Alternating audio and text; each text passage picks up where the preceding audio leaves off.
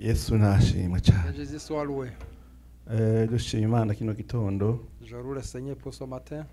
itwemere guhaga imbere y'umugeni wa Yesu. Qui nous a permis de se mettre debout devant Christ. Imbere ko nsoma ijambo ry'Imana. Avant que je puisse lire la parole de Dieu, Hari message z'abantu babiri mfise. il y a un message que j'ai pour deux personnes. Abantu babiri. Deux personnes. Abantu bari kuri Zoom. Les gens qui sont sur Zoom. Yambwiye ngo ndababwire. Dieu m'a donné un message pour Umuntu bari kuri transmettre. Zoom atampamvu. Celui qui est sur Zoom sans aucune raison, Ayiveko. qu'il puisse quitter. Azoze mu nzu y'Imana. Qu'il vienne dans la maison de Dieu. Yesu nashimwe. Que Jésus soit loué. Uwo n'umuntu wa mbere. Ça c'est la première Umuntu wa personne. kabiri La nawe. deuxième personne, N'umuntu ari mu ishengero. c'est celui qui est dans l'église. Yamaje ngo ndakubaze ngo mbega. Et il m'a demandé, Uribuka umunsi est-ce que tu te souviens le jour uherukira gufukama ngaha où tu es venu pour se prosterner ici? utabeshe uravyibuka Sans mentir, est-ce que tu te souviens? umunsi uheruka gufukama ngaha usaba imbabazi Le jour où tu es venu pour demander pardon ici, yambwiye ngo ndakubaze Dieu m'a demandé de te poser la question. Mana nishimwe Que Dieu soit loué. uravyibuka Est-ce que tu t'en souviens? igihe uherukira gufukama Le jour où tu es venu te prosterner ici, naho urwaye amaguru même si tu as un problème de... woteye intambwe bakuzanira indebe ukicira Mais ko tu peux ngaha faire une étape pour venir ici, ça, Ah, mon maraso s'appuyer ya sur Yesu. Jésus, que c'est dans le sang de Jésus-Christ. Yesu nashimwe Que Jésus soit loué. bari abantu babiri C'était deux tujya personnes. mu ijambo ry'Imana On va entrer dans la parole de Dieu.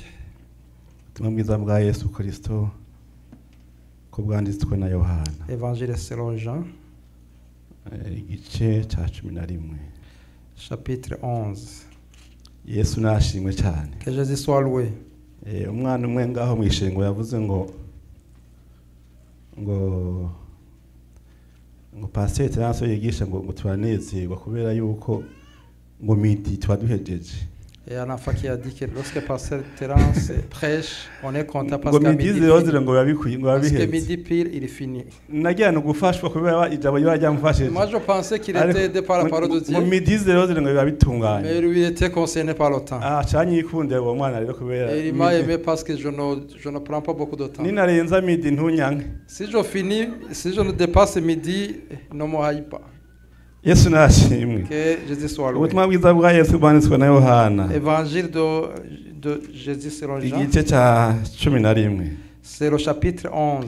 dusoma amajambo maremare ndafasaba mwarimu George aze amfashe Je vais demander l'évangile de Jean. turafashanya arasoma guhera ku murongo wa mbere Il va commencer par le verset 1 ashikane kuri 24 jusqu'à 24. nanjye ndasoma asigaye. Tugiye gusoma ubutumwa bwiza bwa Yesu Kristo ko bwanditswe na Yohana igice cya 11 duhere ku murongo wa mbere umutwe w'amajambo uravuga ngo Yesu azura Lazaro. Hariho waragwaye ni Lazaro w'i Betaniya, ni wa musozi Mariya na mwene nyina Marita babako. Uwo Mariya niwe yasize umwami Yesu amavuta amota cyane ku birenge amuhanaguza umushatsi wiwe. Uwo Lazaro yaragwaye niwe musaza we.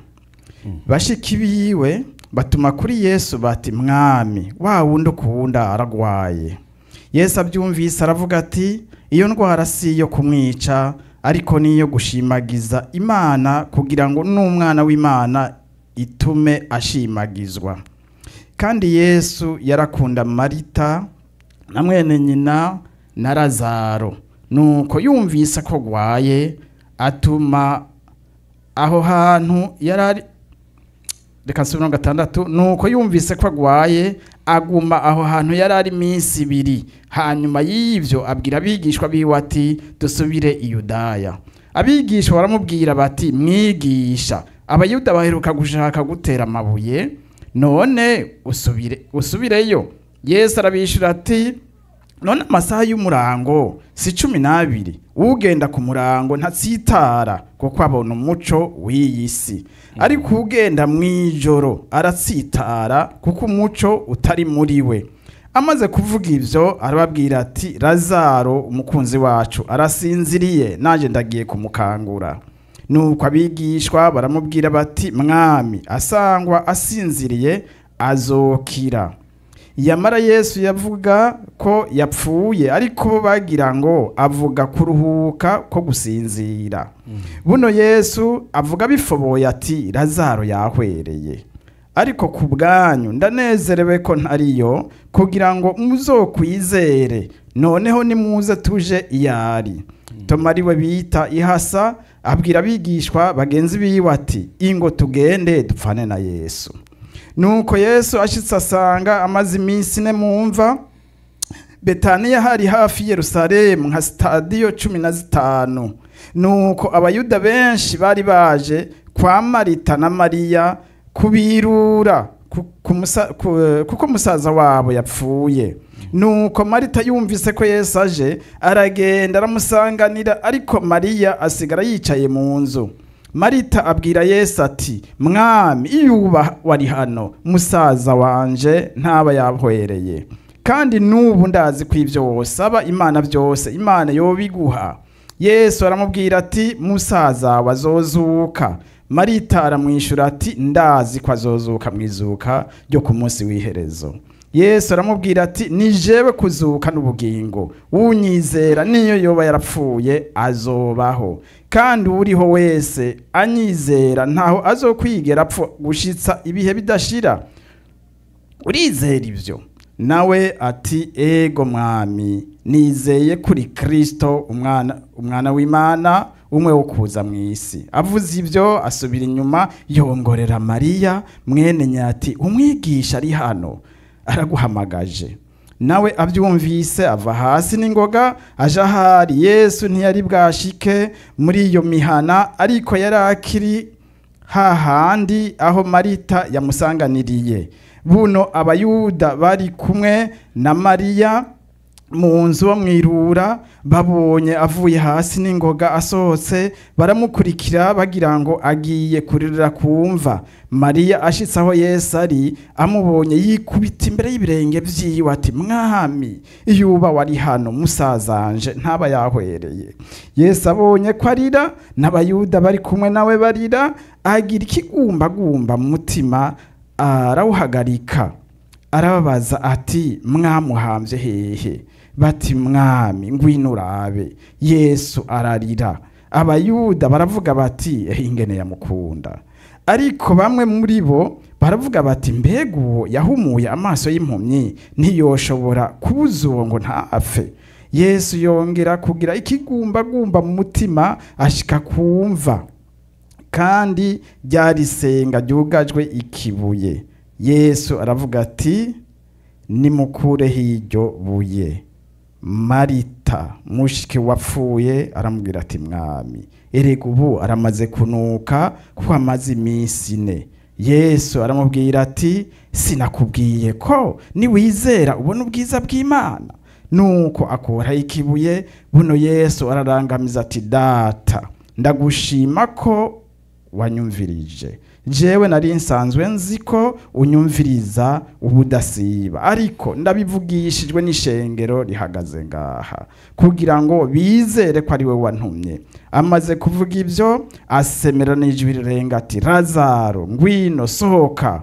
Uwari yapfuye asohoka azingiriwe ko impuzu ku maguru no ku maboko n'igitambara gipfutse mu maso hiwe. Yesu arababwira ati nimumuhamburure mumureka agende. Amen. Imana iguhezagire. Que Dieu te bénisse. Dusome ayandi mu butumwa bwiza bwa Yesu Kristo kubwanitswe na Luka. Nous allons lire dans l'évangile selon Luc, igice c'indwi chapitre 7. turasoma ku murongo wa 11. Le verset 11. Yesu azura umwana w'umupfakazi. Hashize igihe gitoya aja mu gisagara citwa Nayini. Abigishwa biwe n'ishengero ryinshi bajana nawe.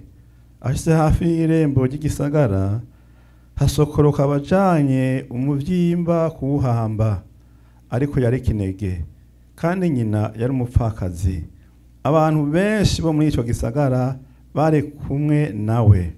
Mwami Yesu amubonye amutera akagongwe, aramubariye ati ntaco urira. Yigira hafi y'ikigagara agikorako. Abahamvyi barahagarara. Aravuga ati muhungu, ndakubariye nti vyuka. wari yapfuye aravyuka aricara atangura kuvuga.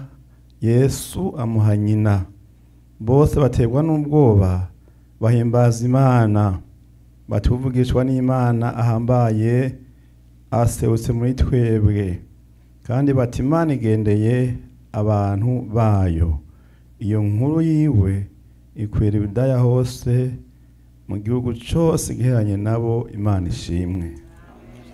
Yesu nashimwe cyane. Que Jésus soit loué. N'aya majambo y'Imana tugira tuvugane ko Cette parole de Dieu sur laquelle on va s'appuyer, muri uyu mwanya mutoya usigaye dans le moment qui m'est donné. ni inkuru musanzwe mumaze kwigishwa ko. C'est l'histoire que vous avez été Ushobora kuba enseignée. neja aya majambo Il se warayasomye. peut que tu as lu cette histoire Avuga kuri hier. uyu muntu witwa Lazaro. On parle de Lazare. Ijambo mfise kuri uyu munsi La parole de Dieu que j'ai aujourd'hui, ni ijambo ryo kuba umukunzi wa Yesu. c'est d'être l'ami de Jésus. Irindi jambo mfise Et l'autre message que j'ai, ni ijambo rivuga ngo niwizera si tu crois, urabona ibitangaza. tu verras les miracles. Yesu nashimwe. Que Jésus soit loué Umuti niwe wufise. dans ton cœur. Niwizera Si tu crois, urabona tu ibitangaza. verras des miracles. Yesu Que nashimwe. Jésus soit loué. Uyu muntu Lazaro w'i Betaniya, Ce Lazare de Bibiliya Béthanie, yavuze ngo yari umukunzi wa la Yesu. Bible dit que c'était un ami Hama fidèle de Yesu yari Jésus. kure yiwe gato, Jésus était loin de lui, ariko bashiki biwe mais ses sœurs nabo nyene bari abakunzi ba Yesu. étaient aussi des amis de Uwo Jésus. muryango wari wagize amahirwe akomeye. Cette famille était privilégiée Abantu bari abavukanyi parce que ce qui était des bakaba frères bafitaniye ubumwe na et Yesu. qui avaient des amitiés serrées avec Hanyuma rero Jésus. Lazaro aragwara. Et Lazare tomba malade. Nibisanzwe abantu b'Imana bakundana na Yesu C'est baragwara. normal, même si on est ami de Jésus, on peut Nimba tomber wumva malade. ugwaye Si tu es malade, nibisanzwe cyane. c'est tout à fait normal. Nta gitangaza Il kirimwo. n'y a aucun miracle. Nagira ndakubwira no gupfa kuzopfa. J'aimerais te dire que même que Kandi uri tu umukunzi wa mourras, Yesu. même si tu es ami de Yesu Jésus. nashimwe. Que Jésus soit loué. Hanyuma rero Lazaro Et Lazare, aragwara. il tombe malade. Bashiki bacu batuma kuri Yesu. Et le Seigneur invita Bati, Jésus, mutubwire yuko wa mukunzi wiwe dit que ton ami Lazaro Lazare agwaye. est malade. Yesu arumva yuko Lazaro Et agwaye. Jésus a entendu que Lazare était Abishira malade ku mutima indani. et il a mis dans son cœur. Ubwo abantu bariko barabira kwamenga ntaco yimutwaye. Mais les gens qui le voyaient, ils Ariko voyaient que ça ne abishira ku valait pas la mutima. peine. Mais il l'a mis dans son cœur. Haheze iminsi Après quelques abo jours, bati ngo tugende kuraba Lazaro il a dit rero. on va aller visiter Lazare. Ariko Lazaro yaza yamaze Mais gupfa. Lazare était déjà mort. Imana idufashe. Que Jésus nous aide. Imana idufashe. Que Jésus nous aide. Arabwira ati ngo tugende kuraba Lazaro À arasinziriye. revoir Lazare parce qu'il est en sommeil. Bakibaza ngo nugusinzira Mais bisanzwe. il pensait que c'était un sommeil Ariko normal. Lazaro yari Mais yapfuye. Lazare était déjà décédé. Imana idufashe. Que Jésus nous aide. Hanyuma rero Yesu aragenda. Et Jésus s'en- Twabyumvise. on a déjà entendu, Babisomye byose. on a déjà tout lu. Ariko kiri mu nzira atarashika Mais iyaja. lorsqu'il était en route, Mushiki wa Lazaro umwe une sœur de Lazare, atera intambwe arumva ko Yesu ariko araza. il a fait un pas parce qu'il avait entendu que Jésus s'en Aragenda venait. yaramusanganira. Il est allé rencontrer Jésus. Anamubwira ati mwami, Il a dit, roi, ega bwa bundi Lazaro yapfuye. Lazare est déjà mort. Twaramaze no On kumuhamba. l'a déjà enterré. Kandi yuhaba Et si tu étais ici, ntacyo yari il kuba. ne serait pas mort. Yari gukira. Il pourrait être Wari guéri. kumukiza. Oh, tu pourrais le Ariko hari guérir. ijambo Marita yavuze. Mais il y a un mot que Marthe a Ijambo ryo prononcé. kwizera rikomeye. Et l'amour de la Avuga ngo foi. ndazi n'ubu Elle a dit que même aujourd'hui, icyo même en ce wagomba moment, gukora ce que tu peux faire, tu wogikora. peux le faire. Uyu muntu umva ko yageze kure mu mpemu. Est-ce que tu pensais qu'il était déjà loin Umusaza dans yari l'esprit? bamaze kumuhamba. Le cercle était Avuga déjà ngo là. ndazi yuko Mais elle a dit que je ibyo sais wogomba bien. ko biba Ce que tu peux faire, vyoba. tu peux le faire et tu peux le faire Yesu maintenant. nashimwe. Que Jésus soit loué. Yesu nashimwe cyane. Que Jésus soit loué. Urabona ko Lazaro yosoma ngaha Lazare que nous disons ici, naho Yesu yamuzuye. même si Jésus l'a Erega uyu munsi ressuscité, Lazaro ntakiriho. Lazare n'est plus. Mu nyuma yarapfuye. Il est mort après. Hazosubira kuzuka ku munsi w'iherezo. Et il pourra ressusciter dans le dernier temps. Atonde ku rubanza nka twebwe Et twese. il pourra être avec nous dans Iki le gikorwa Yesu jugement. yakoze C'est que l'œuvre que Jésus a kwari faite, kugira ngo abantu babone ubushobozi bwiwe. c'était pour voir la puissance de Jésus. Abantu babone ko ata kintu na kimwe Yesu atokora. Pour voir que Jésus peut faire tout. Umuntu amaze iminsi ine mu mva. Celui qui avait passé 4 jours dans la Umuntu tombe, bahambye. celui qu'on avait enterré. Iyo umuntu apfuye Lorsque quelqu'un décède, atagiye muri morgue. si on ne le met pas dans le morgue, Iminsi ibiri gusa. 2 jours seulement, Aba yamaze la kononekara. personne est déjà Ibaze rero détruite. umuntu bahambye. Imaginez-vous quelqu'un qui est déjà Bagashira mu enterré, kuzimu. aura enterré dans la Inyuma tombe. y'iminsi ine. Après 4 jours, nibaza ngo ameze gute Pensez-vous qu'il est comment? biba byamaze kunuka C'est-à-dire qu'il sent imana l'odeur. idufashe Que Jésus nous aide. ndagenda kubwira ikintu kimwe Je vais te dire une chose. naho ibintu byoba byaramaze kunuka Même si les choses sentent naho mal, wibaza ko ibintu byawe même si byanutse tu penses qu'il y yesu ashobora ça sent kubizura mal, bikaba bizima parce que Jésus peut ressusciter Imana effectivement. ishimwe. Que Jésus soit loué. naho wibaza ko byamaze Même si tu kunuka penses que ça sent mal, yesu ashobora kubizura Jésus peut ressusciter. bikaba bizima Et ça peut être vivant. ugira ukwizera Ayez seulement la foi. ushyire umutima kw'iri jambo ry'imana Mettez seulement au cœur sur cette urabona parole. ibitangaza Et by'imana tu pourras voir des miracles. yesu nashimwe Que Jésus soit loué. hama ya yesu Et ngo puis aragenda Jésus, kumva il s'en ira à la ariko rero tombe. ngo ashitse aho hantu Mais lorsqu'il arriva à cet ngo endroit, ararira il pleura.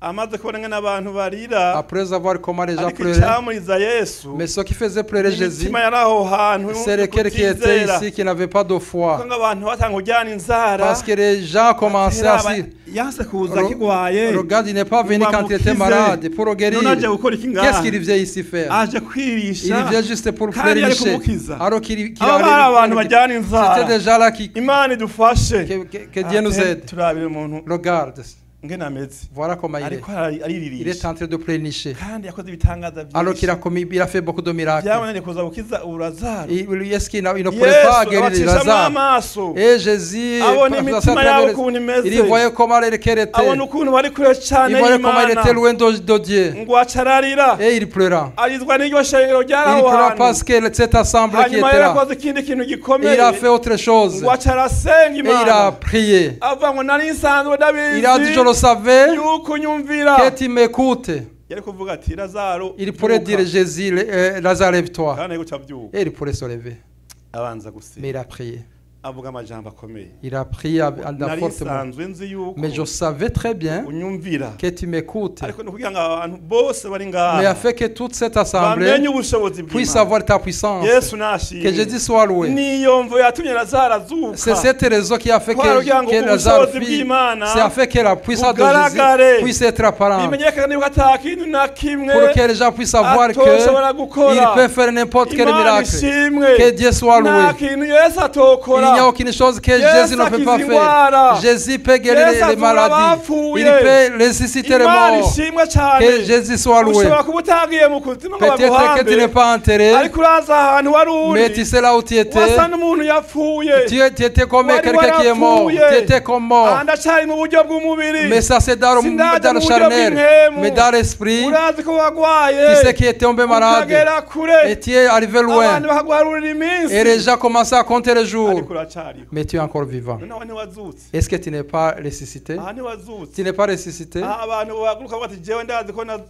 ko nazutse Il y a des gens qui peuvent témoigner qu'ils ont été ressuscités.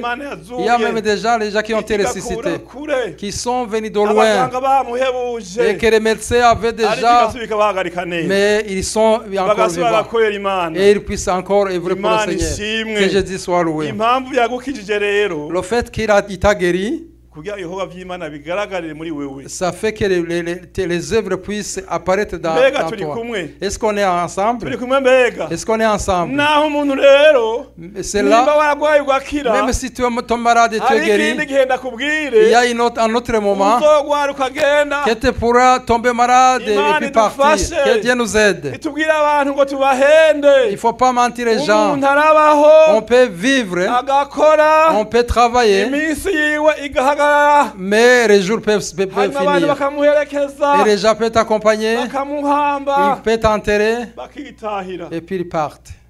agasigara arindiriye wa Et munsi puis tu vas attendre le jour. imana ishimwe Que Dieu soit loué. ushobora kuba wumva urwaye Il se peut que tu es malade. n'ibisanzwe C'est cyane tout à fait normal. ushobora kumva ufise inkomezi nyinshi Peut-être qu'il y a beaucoup de force. si uko bizohora Ce ne sera pas toujours ainsi. ibintu Les birahinduka choses changent. abantu Les bagahinduka gens changent. amagara agahinduka Le corps change. imana idufashe Que Dieu nous aide. ariko ikintu Mais kidahinduka ce qui ne change ni pas, kristo c'est yabambwe Christ seulement qui a Yesu été nashimwe. ressuscité.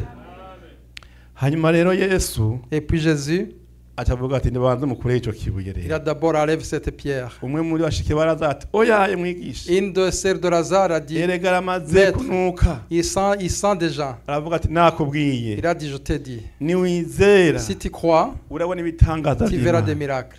Yesu nashi Que Jésus soit loué. mukundwa mwene data Mes uyu frères, munsi ibya Lazaro tubishire hasi aujourd'hui on va laisser de côté ces tuvuge dada. iby'iwacu On va parler de nous. mvuge iby'iwawe Je parle de toi. mbega umutima wawe Est-ce que ton cœur umeze gute est comment? hari abantu bagenda imitima Il y yarapfuye a des gens qui marchent avec haragenda les abantu cœurs bagenda imitima iri décédés. kure Les y'Imana gens qui ont des cœurs qui sont Imitima déjà loin de yarapfuye. Dieu. Ils sont déjà morts. uyu munsi rero Aujourd'hui, umutima wawe Yesu ton cœur Jésus awuzure veut te ressusciter. Imana Que ishimwe Jésus soit loué. hari abantu bafise ibibazo Il y a des gens qui ont des problèmes, bibagoye cyane qui les bafise rongent, amageragezwa qui ont beaucoup de abagoye tentations, cyane qui sont très bavanga loin de ibintu Dieu. ntibigishoboka Ils disent que ce n'est plus ibintu possible. Ce ntibigishoboka n'est plus possible. biracyashoboka C'est toujours ko Yesu possible. acyari ku ngoma Parce que Jésus est sur le trône. Imana ishimwe Que Jésus soit loué. Imana ishimwe Que cyane Jésus soit loué. biracyashoboka C'est toujours possible. naho wibaza ko byamaze kunuka Même si tu penses que ça sent naho mal, wibaza ko même byaheze si tu penses que c'est déjà fini, Yesu acyafise ijambo Jésus a toujours la kandi parole. afise ijambo rya Il est en nyuma mot dernier. Imana ishimwe Que cyane Jésus soit loué. naho bugwaje umuntu Même si tu as quelqu'un qui est umuntu ageze malade, kure il est déjà cyane arrivé loin. Imana ifise ubushobozi Dieu, il est capable bwo de kumukiza pouvoir le guérir. Imana yazuye Lazaro Dieu qui a Niwe ressuscité Lazare, il yomuzura. peut ressusciter cet homme. Imana yakijije abagwaye Dieu qui a guéri les malades. N'uyu munsi iracyakiza. Mais aujourd'hui aussi, il continue Imana à yatabaye guérir. abantu bayo ba mbere Jésus, N'uyu Dieu qui a munsi secouru, aracyatabara. il peut secourir Ari aussi. kugira ukwizera Mais il y a gusa seulement la foi. niwizera Si tu as la foi, niwizera si tu as la foi, urabona ibitangaza tu by'Imana verras des miracles. Yesu nashimwe Que Jésus soit loué. ariko nutizera Mais si tu n'as pas la foi, uza kugenda uko waje tu vas rentrer comme tu es venu. nutizera Si tu ne crois pas, ngo wumve ko wizeye ijambo et tu crois à la ry'Imana parole de Dieu, rishike mu mutima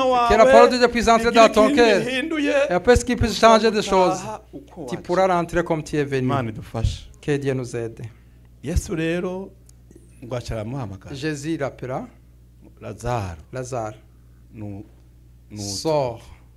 nuze sors. hama Lazaro ngo aca araza abona araje Lazare, il est sorti de la tombe. mwibaza ngo yaje anuka Pensez-vous qu'il sentait mal? yaje ari muzima Il était vivant, Yesu il nashimwe était bien. kubw'ijambo ryande À cause de la parole kubwo ijambo de Jésus. ryande À cause de la parole de Jésus. kubw'ijambo rya Yesu À cause de la ijambo rya parole de Yesu Jésus. irarema La parole de Jésus, ça ijambo peut rya Yesu créer, irazura ça peut ressusciter. ijambo rya Yesu rikura umuntu mu byaha Et il peut faire Kandi nta quitter kure dans habaho les péchés. Mais Imana itogukura il n'y a pas de loin de nta Dieu. byaha wakoze Il n'y a pas de péché que tu Imana as commis itokubabarira que Jésus ne peut pas te Utera intambwe pardonner. gusa Il faut seulement faire un ugapfuka mu pas maraso ya et Yesu que tu puisses entrer dans le sang de uva Jésus-Christ. ngaho umerewe neza Et tu pourras rentrer, uva ngaho unezerewe tu vas rentrer avec la urazi joie. iminsi umwanya amagorwa mu mutima Pensez-vous pour les malheurs que tu as urazi dans ton iminsi cœur? umaze urira Est-ce que tu connais les jours urazi iminsi umaze où tu atavyizigiro passes muri sans wewe aucune espérance? urazi iminsi umaze Est-ce que tu connais les jours atakwizera où ufise tu n'as plus ijambo ry'Imana rikavugwa la parole de Dieu est prêchée, ukamenya abantu bariko barayaka mais c'est comme les gens sont en train Iri ni de ijambo converser. ry'ubushobozi Mais il y a la parole Iri qui est ni la ijambo puissance. ry'ubushobozi C'est la parole de la Iri ni puissance. ijambo ry'Imana C'est la parole de Dieu. Iri ni ijambo rikiza C'est la parole qui Iri guérit. ni ijambo ribohora C'est la parole qui délivre. Imana Que nishimwe Jésus soit loué.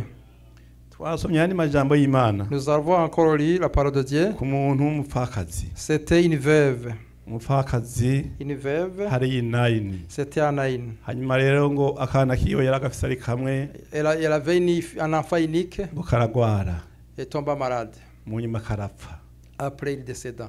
Imana idufashe Que Dieu nous aide. yari umupfakazi Elle était veuve. nta bindi byizigiro yari afise Elle n'avait aucun espoir. ngavuga ati nzosubira kubyara akandi Elle ne kana pense pas qu'elle allait avoir un autre enfant. Imana idufashe Que Dieu nous aide. kandi muri Isirayeli Et en Israël, iyo umuntu apfakaye lorsque une personne devient veuve, hanyuma rero atakintu asiganye muri urwo rugo sans aucune chose dans cette famille, niba atamushinga ntawe wundi ahari muri abo bavukana nka murongore s'il n'y avait pas un homme, un frère qui pouvait la marier, yaca asubira iwabo il devait retourner dans sa Imana famille. idufashe Que Dieu nous aide. impamvu uyu muntu atari yasubiye iwabo yafakaye Le fait que cette veuve n'est pas retournée dans sa famille, nuko yafise akana k'agahungu c'est parce qu'elle avait un enfant unique, un garçon. noneho kari gapfuye Et puisqu'il était mort, hari hasigaye iki qu'est-ce qui lui restait? kwari ugusubira iwabo iyo yavuye C'était retourner dans sa famille. umuntu yari afise amagorwa akomeye Elle était très malheureuse. kandi ntibyari byamuvuyeko Et ça venait pas d'elle. yarifuza kubaka nk'abandi bagore Elle voulait fonder la famille comme les autres yarifuza femmes. gusazana n'umushinga ntawe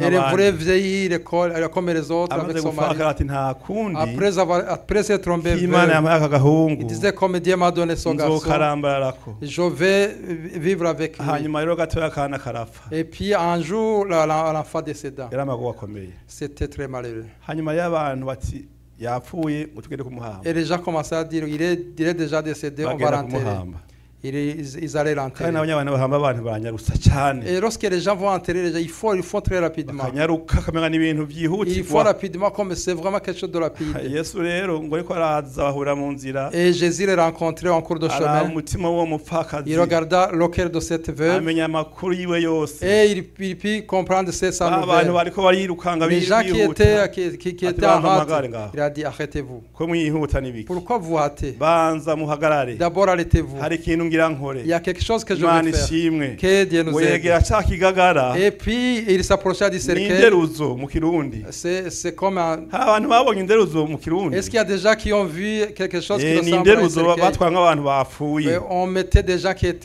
sont banza morts. muhagarare rero Ils sont dit arrêtez-vous. aca akora kuri ya nderuzo Et il a mis la main sur Kuri ca kigagara. le cercueil. avuga ngo muhungu Il a dit garçon, ndakubariye nubyuke lève-toi. mwana arazuka Et l'enfant s'est ressuscité. washatangura kuvuga Il a commencé à yesu parler. nashimwe Que Dieu nous aide. ntawe uzi ibyo yabyutse On ne peut avuga pas savoir ce qu'il a dit, ariko bivuga ko yabyutse avuga mais il a commencé à dire imana quelque chose. ishimwe Que Dieu nous aide. hamara ngacamuhereza mama Et wiwe après, il a passé l'enfant babantu à bari sa bagiye mère. guhamba urubanza rurasiba Et les gens qui allaient enterrer, wa mufasoni yisubira muhira muri rwa rugo rwiwe la veuve qui allait retourner sa amosozi famille, yiwe arayahanagurwa ses larmes ont été essuyées. imana ishimwe Que Dieu nous aide. ndakwifuje guhura na yesu J'aimerais que tu puisses parler avec Jésus. uhuye na yesu uno munsi Rencontre Jésus aujourd'hui, akumare amarira afin qu'il puisse essuyer tes yesu larmes. nashimwe Que Dieu nous aide. hari abantu barira Il y a des gens qui pleurent, mu mitima yabo barira dans lesquels ils pleurent. atanu umuntu yobibwira Ça, ils peuvent Afise raconter à ibintu bimuriza. personne. Il y a des choses qui ariko le yesu comprennent. arabizi Mais Jésus le sait. arazi ibintu Il le bikubabaje sait ce qui t'aura triste. arazi ibintu Il bikuriza a ce qui iki t'afflige. gitanga niwamwizera N'importe ce mal avec la foi en Jésus. arakorera igitangaza Il pourra te faire des miracles. yesu nashimwe Que Jésus soit loué. iyi nkuru rero Cette nouvelle, hari ukundi kuntu imeze il y a une façon qu'elle est uyu mugore Cette veuve, agereranywa n'ishengero ry'imana elle est comparable à l'église. uyu mugore avuga muri iki gitabo La veuve dont on agereranywa parle, n'ishengero ry'umwami elle ressemble à l'assemblée de uyu Dieu. mwana w'umuhungu Ce garçon, ni mpwemu yera c'est le Saint-Esprit. imana ishimwe Que Jésus nous aide. iki kigagara naco Et ce ni cercueil, imibiri twambaye c'est le corps que nous portons. yesu Que nashimwe Dieu nous aide. iki kigagara Et ce ni imibiri cercueil, twambaye c'est le corps que nous hari abantu rero indani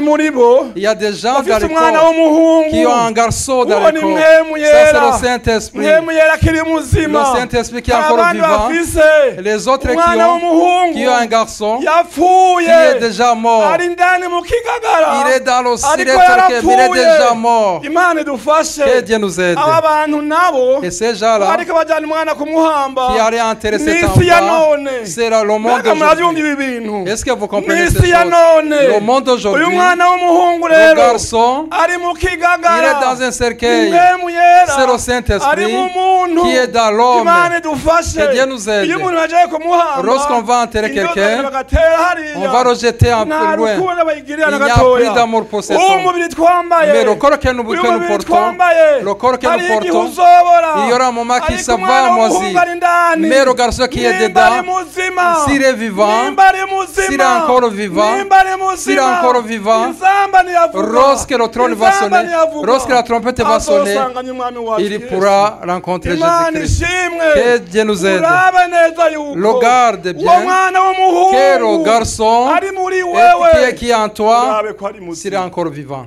yesu nashe Que Jésus nous aide. yesu nashe Que Jésus soit loué.